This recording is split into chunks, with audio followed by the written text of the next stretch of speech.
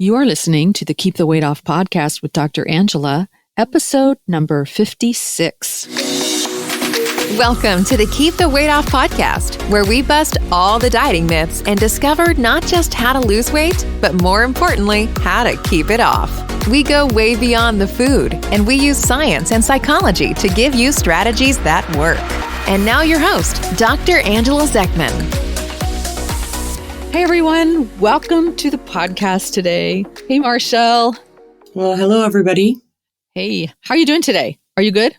I'm doing great. How about yourself? I'm feeling awesome. I'm feeling really awesome. Okay, well, today I wanted to talk about a really important facet of lasting weight loss, and that is this identity shift that occurs as we lose weight. I actually did like a PowerPoint presentation about it on the Keep the Weight Off Summit. This was way back in December of 2020, but it was really like I had all of these awesome speakers on this summit. And this talk that I did was actually the highest rated one. I was like, wow, that's pretty cool. I had to like pat myself on the back for that. So it's an important topic because we have to think about ourselves differently. And I just realized I used the word have to. And I had a podcast about how I shouldn't be using the word have to all the time. So you're going to want to think about yourself differently as you go through the weight loss process. And I really want to address this because often this identity shift doesn't occur. And that's what causes people to end up regaining the weight that they lost. So think about it like this. Almost everyone, when they first start a weight loss journey, they have thoughts about themselves and about what their current reality is like. So, for example, Marshall, when you first started your weight loss journey, what thoughts did you have about yourself? What were you thinking about yourself at that time? Do you remember? Well, they weren't very great thoughts. I know that. Right. Yeah. That's common. I was thinking that I was miserable in my own skin, that my worth was based on how I looked, and that people didn't like me as much as if I was skinny. Even just using the word skinny is a weird word because we shouldn't probably be using those words. Skinny, fat, you shouldn't probably use those words. But I felt fat and I wanted to be skinny. That's how I felt. And I was pretty unhappy with what I saw in the mirror. Basically, I would just judge myself every time I looked in the mirror. I would say, your belly's too big in these pants, or whatever. Your chin looks too big, or whatever. You know how we all do. We pick ourselves apart, and everybody's got their things. That they like to pick apart about themselves. But I pretty much just was unhappy with the way that I looked, and I thought that other people didn't like me because of the way I looked. And I wanted to feel differently. Yeah. And I think all of that is like really, really common. Like it's sort of like this feeling of shame almost that's brought on by these thoughts that are like, oh my God, I'm overweight. I've let myself go. Something's wrong with me. Those kinds of thoughts. And so we have this identity that we develop about ourselves. And the thinking is, I'm overweight and I've got to lose weight. And I'm overweight and I've got to lose weight. Yep. And when you start a weight loss journey, when someone starts a weight loss journey, they usually come in with this sense of determination. Like, I've got to fix this problem and I've got to get this problem fixed right now. Like, this is creating havoc in my life. Now, those are the people who are ready. They've come into the clinic and they're ready, right? So there are a lot of people who are struggling with this identity that says, I'm overweight and I know I need to lose weight, but I'm not ready yet. So by the time we see them in the clinic, they're ready. Okay. So let's say that you start this weight loss journey with this thought, I'm overweight and I need to lose weight, and you're determined. And you find a diet plan that you think you can follow, and you get to work. And oftentimes there's an exercise plan too. Like maybe you went to a gym and there was a trainer there that gave you some sort of diet. Marshall, I remember when you first started getting really serious about it, like you were at the gym almost every day after work. Do you remember that? I do. I remember you going to the gym with us one day, and I did, helping me learn some things about. We talked about set. Yeah. Yes, we talked about how to make sure you had the proper form and technique and all of that. It was fun. I enjoyed that. Right. Those were the good old days. Those are the good old days. So we talked about this a little bit in a previous podcast about how this idea that in order to achieve lasting weight loss, you have to transition your thinking about yourself from this idea that you're someone who's overweight who needs to lose weight. You have to transition your thinking so that you begin to think about yourself as someone who's vibrant and healthy and living at a normal weight. So as you go through this process, the identity you'll want to get that identity shifted. So the question becomes, how do you do that? Because think about it. If you keep thinking about yourself as someone who's overweight and needs to lose weight, and you don't shift that identity about yourself, then you're always going to see yourself as someone who's overweight and needs to lose weight. And the only question is, am I in the process of trying to lose weight right now or not? You'll go back to doing the things that overweight people do, right? Right. So I want you to understand, I want all of our podcast listeners to understand, this takes time. So in order to develop new beliefs about yourself, your brain actually has to watch you doing things that are consistent with the new belief over and over and over again before this belief can become ingrained in your brain. So when I'm teaching this to our students in Empowered Weight Loss, I use the example of me shifting my belief about myself from being a night owl to being a morning person. So let me explain how this happened. Up until my early 40s, I would stay up really late at night, and I would get up as late as possible in the morning. And of course, by my early 40s, I had school-age kids, so I had to be up by 6:30 or 7 to get them ready for school. But I hated every minute of my mornings. I just hated it. I wanted my sleep, and I like to stay up late and watch TV and stuff. So I definitely did not consider myself to be a morning person. But then one day I decided, okay, I really want to add regular workouts into my schedule. And the only possible time that I can work out regularly is going to be in the morning before the kids go to school, because my husband at the time would be home before he went to work. So I would have to get up and get to the gym and then get back before he got up, right? So what I would have to do would be to set my alarm for 4:45 a.m. Now, when you're somebody who will do anything to sleep in, setting an alarm at 4:45 a.m. feels like really, really scary. I was actually petrified, and I had absolutely no idea how I was going to do it. So I thought, well, okay, here's what I'm going to tell myself. I'm just going to bribe myself with coffee. So I'm going to drink coffee in the morning, and then I'm going to go to the gym, and I'm going to come home. And if I discovered that I'm tired later, I'll just take a little nap mid-afternoon while the kids are doing their homework or whatever. Or before they get home from school, I'll just take a little nap. So that's what I did. And so I would get up in the morning. I'd set my alarm for 4:45. I'd roll myself out of bed, have coffee on my way into the gym, do a workout. I had these pre-planned workouts. And I just did it every morning. I just did it. And after a month or two of this, I was like, wow, I actually really like this. I like coming out of the gym early in the morning and knowing that I got a great workout in. It was like this huge accomplishment first thing in the morning. Like even if nothing else got done that day, I had done my workout. And it really helped to boost my self-confidence and my sense of, I can't think of the right word, like my ability to trust myself that I could accomplish things. It energized me, and I would go about my days feeling way better. And I would actually be more productive. It was really amazing.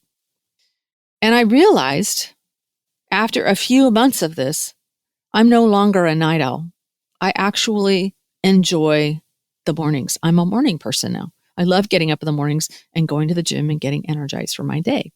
So it took my brain observing me doing these new behaviors for quite some time before I developed this new identity. So for many weeks, I was a night owl trying to do something completely foreign by getting up and going to the gym that early in the morning. But then after a while, it was like, I'm a morning person and I really like this and I like going to bed early and I like getting up early. So that's how that happens.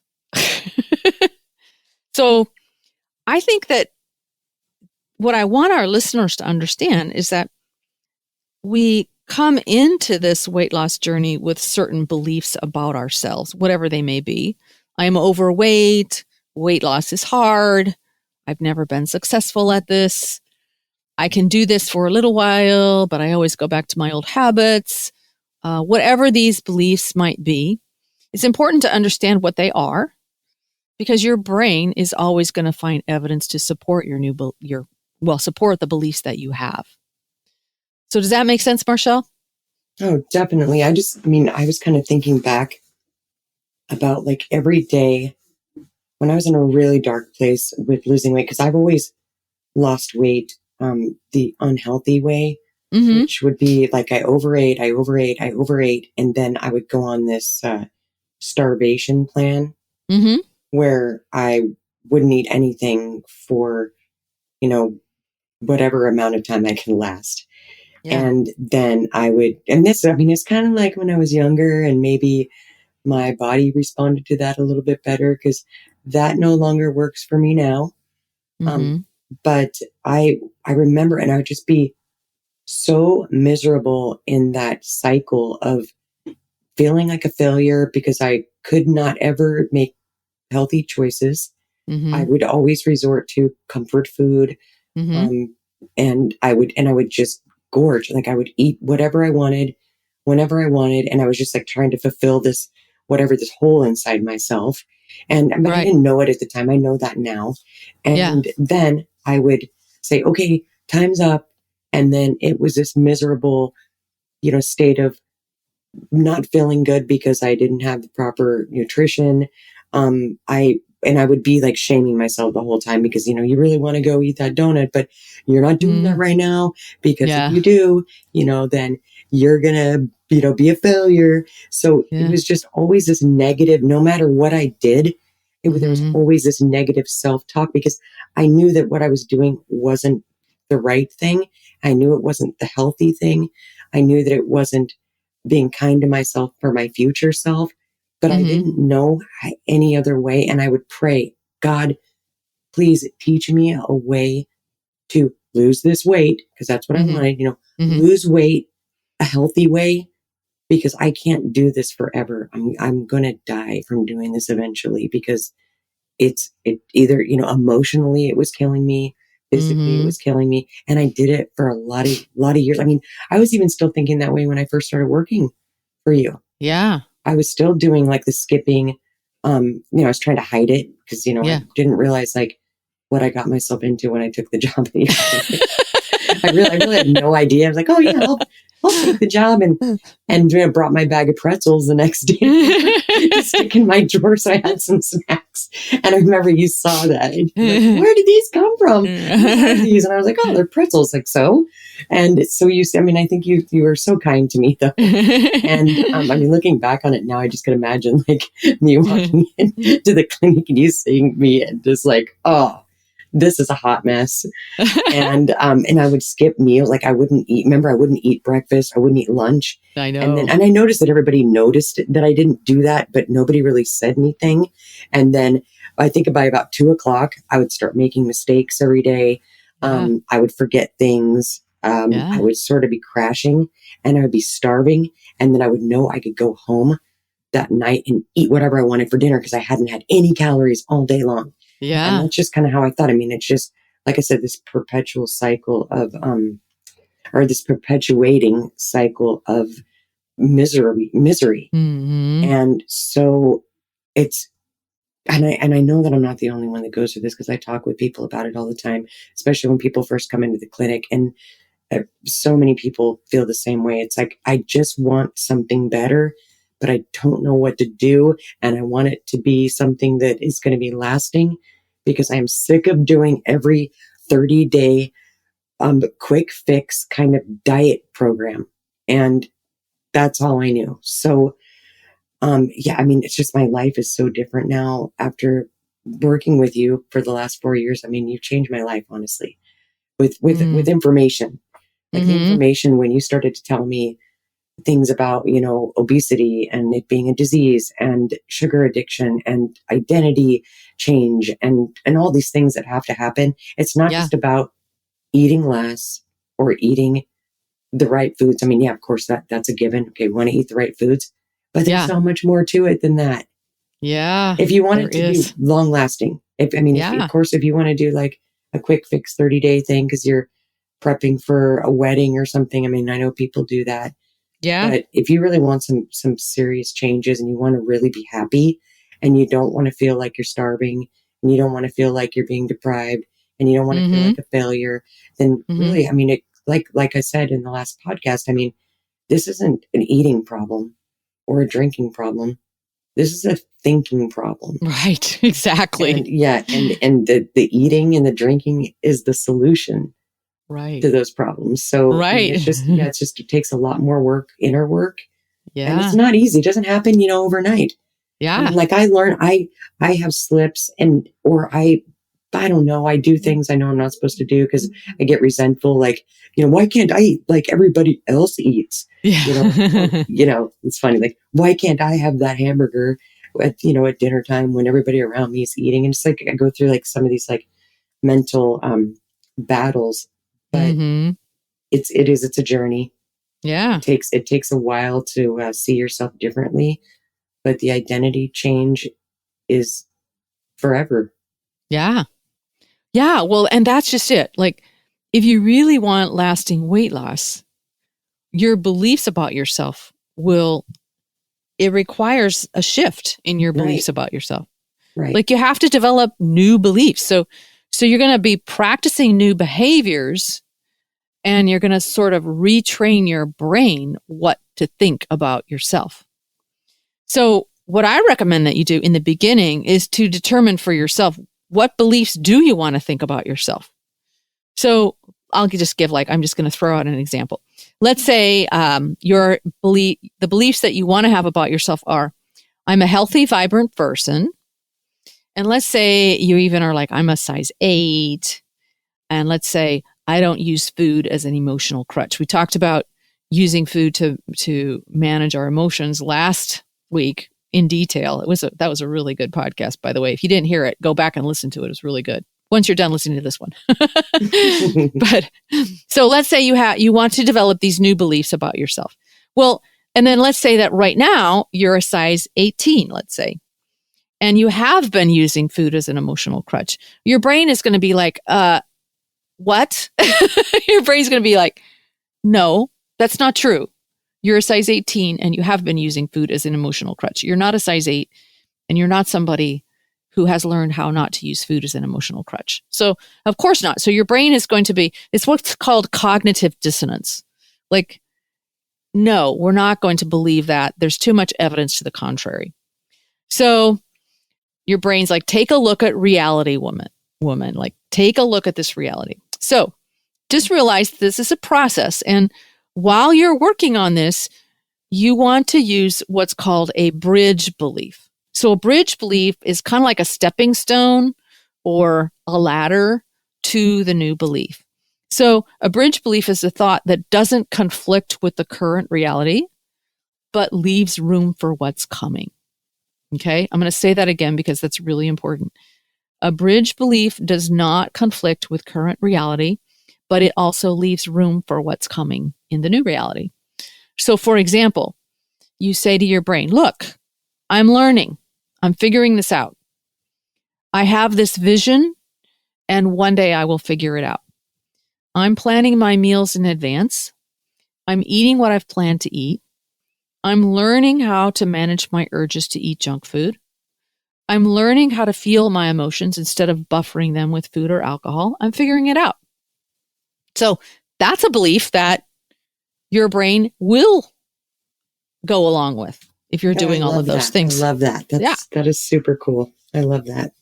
And so little by little, your brain is going to watch you in this process, just like my brain watched me get up every day and drink my coffee and go to the gym and work out and watched the results of that. And eventually developed a whole new identity of myself as a morning person. The same thing will happen to you if you are giving your brain thoughts that make sense in the moment, but that leave room for what's coming. So your brain's going to watch you plan your meals and eat what you planned. And it's going to watch you going ahead and feeling your uncomfortable emotions instead of eating your way through them. And one day you're going to wake up and you're going to recognize that you have a new belief about yourself, that you're someone who can do hard things, and that you can feel your emotions and you can shift your thinking, and that you can lose weight, and that you're no longer overweight, and that you're now vibrant and healthy and happy and proud of who you are. Okay? But it's a process.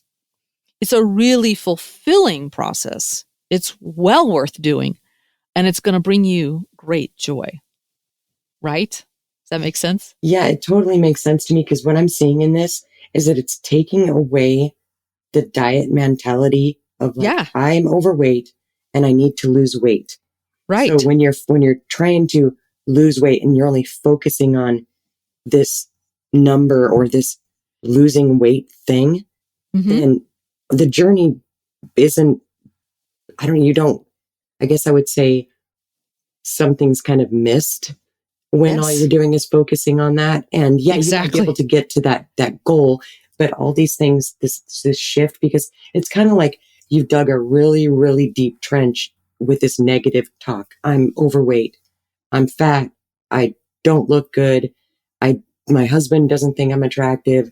These things. And we tell each other that, or tell ourselves that every single day, and like several times a day, every day. And so then we know that we want something different, right? And that's where I've always gotten stuck, is like, how do I get there? Like, I don't know how to, like, what do I do? Yeah. And so this is so awesome. I love that you just said this, because this just like totally, this light bulb went off. And I'm sure you told me this before, but I'm struggling right now. And this light bulb just went off, like, okay, you're not focusing on losing weight. You're just focusing on these things that you're going to do to make your brain start to trust you. And the weight it's not even a goal. It's not even an issue. Yeah. And that will just come. Later. Right. So, I just love this. I'm going to start doing this. This is great. I might even have to write it down. I might have to like write some things down, because it is hard not to get up every morning and look in the mirror and not pick myself apart. I mean, it just, that comes so naturally for me that I don't even know I'm doing it. And so, so I might have to write these things down and start to tell myself these things I'm going to do, and then make little goals and then start doing them. Because I mean, for instance, okay, I just joined the YMCA, right? And my husband and I are like, okay, we need to start working out. So we went there, we got the membership, and we haven't gone yet. Yeah, that's common. Now we're like, okay, now how do we get there? Now what do we do? Like, when are we going to do it? Are we going to do it together? What are we going to do when we get there? Are we going to do like treadmill stuff? Are we going to do weight stuff? Like, what's the goal? How long is it going to be for? And it just became like this. And we got so overwhelmed that we haven't even gone yet. Yeah. And it's been like 3 weeks. Yeah. So now, like I said, the light bulb just went on, and now I understand like how to get there. Yeah. Yeah. I mean, it might just be a matter of you two picking a time and just going and just saying, okay, we're just going to go to the gym and walk around just to see what's all here. Right. Well, so then we were saying, like, becoming, a morning person, like setting the alarm. And, even though it's really, because this isn't easy, guys. Okay. It's not like Dr. Zechmann isn't saying like, oh yeah, you just do this and everything's going to be fine. Oh, this is hard stuff. Like this is doing really, really hard things that go against everything that we've probably believed about ourselves. Because I cannot imagine right now getting up at 4:30 in the morning and getting myself to the gym and doing, and having a good workout. Like, what does that even look like? Yeah. And then leaving and getting to work on time. That seems like really overwhelming for me at this moment. But I totally understand what you're saying about this, like this mind shift. Yeah. Yeah. It's just a really interesting process to go through. And it doesn't, I mean, when you get used to getting up in the morning and doing your workouts in the morning, and, you'll find that there are other people that are there in the morning. Like, you're not the only one there in the morning. There are lots of people that enjoy doing their workouts first thing in the morning. There are plenty of people at the gym. At least there were before COVID hit. Now, there's been quite a few less people there, and I personally have not been there in a long time because of COVID. But there's a whole cadre of people who do the things that you want to be doing in order to manage your weight. But you have to, I keep saying have to. See, I catch myself on this all the time. You'll want to work at developing that new identity about yourself. And it happens bit by bit and piece by piece. And the more you can say to yourself, I'm learning, I'm in the process, I'm figuring it out. Use those kinds of phrases with yourself. And that will allow you to feel a lot more hope about the future, a lot more determination about the future. It will allow you to focus on what's happening and what your vision is for the future, as opposed to beating yourself up for your failures. Because that's pretty normal for our brain to want to beat ourselves up when we feel like we've failed. That's normal. There's nothing wrong with your brain if it's doing that. But it's just not helpful, that's all. It's not going to help you. So you want to work at noticing when your brain is saying, oh, geez, look at you now, you're failing at this. And you're like, wait a minute here. I'm working on it. I'm trying. I'm learning how to do hard things. I've opened myself up to new possibilities. Those are the kinds of things that you can say to yourself that will be really, really supportive and will help you in the long term as you make this shift in identity. I want you to know that we always have help. We've got all the support that you need in our membership. And it starts with the 30-day Done with Dieting Bootcamp and goes on from there. So just head over to JourneyBeyondWeightLoss.com and click the 30-day Bootcamp tab if you want to sign up. And that's a great way for you to get the support and the accountability that you need, the weekly coaching that you need. There's private coaching as well. So it's not just group coaching, it's private coaching, which is awesome. You can talk to a coach one-on-one, which is very cool. So, and they can really help you manage your brain, manage your thinking. So that's the goal there.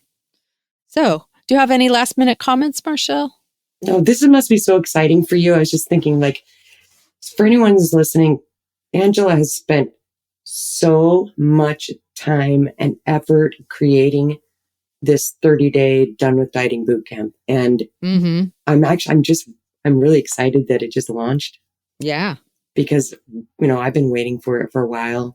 And, you sent me the preliminary, the outline? Workbook. Yeah. And the workbook. Reading, yeah. And I'm like, and I'm thinking, what is she working on? What's going on? I know that because I kind of know that what Journey Beyond Weight Loss was about, which is equally as awesome.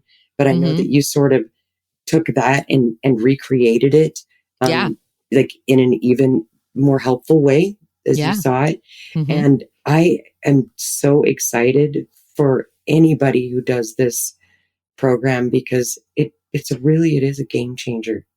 It's what's needed. Really, and it's not like you just do it and then, you're cured. Like, honestly, I've been with you, Angela, for 4 years. And like I said, you just said something that you've probably said to me, or I probably heard 100 times, but it just now clicked in my brain because I was just now ready to hear it. Exactly. That's how that happens. That's very normal. Yep. Yeah. Very cool. I would encourage anybody who is struggling just to I don't know, get involved. Just do it. You're worth it. Just do it. You're worth it. You're worth it. That's true.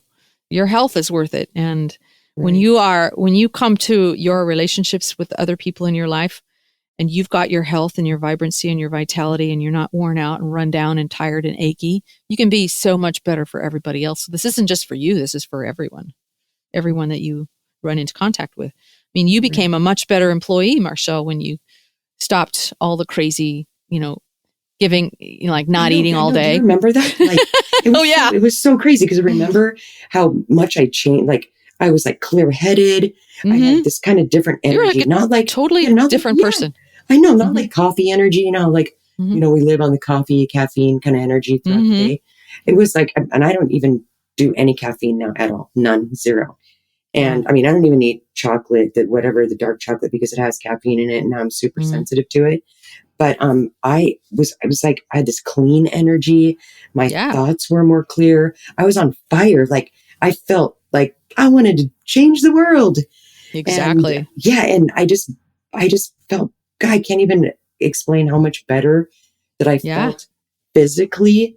Yeah. Not just like, I'm going to feel better because I'm losing weight, because that's a given. We all feel better when we lose weight.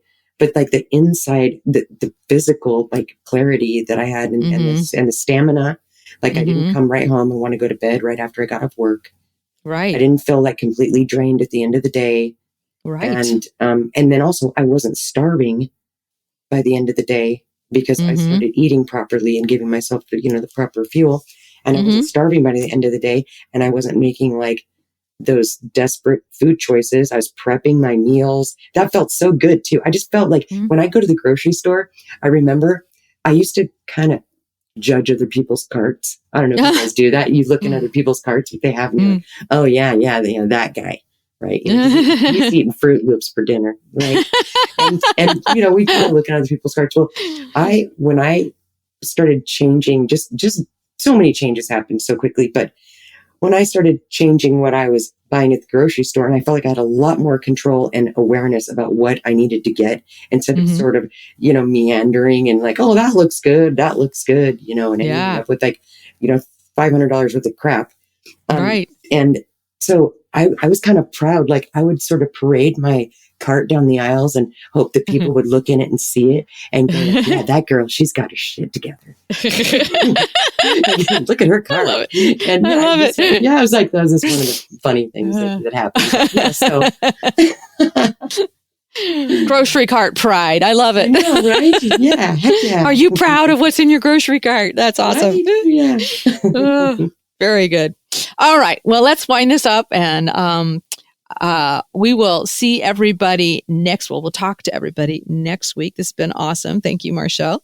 Yeah. And take care, everybody. Have a great week, and we'll see you next week. Bye-bye. All right. Bye, everybody. Hey, if you really want to lose weight and keep it off for good, your next step is to sign up for Dr. Angela's free weight loss course, where you're going to learn everything you need to get started on your weight loss journey the right way.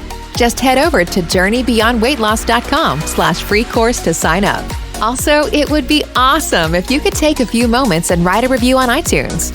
Thanks, and we'll see you in Journey Beyond Weight Loss.